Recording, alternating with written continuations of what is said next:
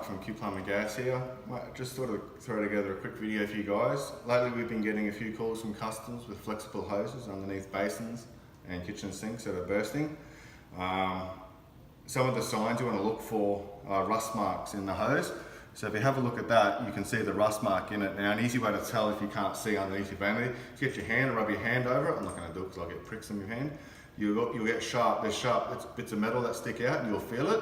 If you feel this, or if you see any bits of rust in it like this, it's a sign that the flexible hose is about to burst. And when it does burst, it'll look like that. And when that happens, it's going to cause significant damage to your property, and it'll happen at night or it'll happen when you're away 9 times out of 10. Look, if you're seeing any of these rust marks, we recommend you be giving us a call. Something we can come out there and put a hose in, such as this one over here. This is a PEX hose. They're on a 15-year warranty on it. It doesn't have a rubber lining in it like a lot of the older ones do. So a 15-year warranty, really good product. Yeah, just give us a call and we can come out there and sort it out for you.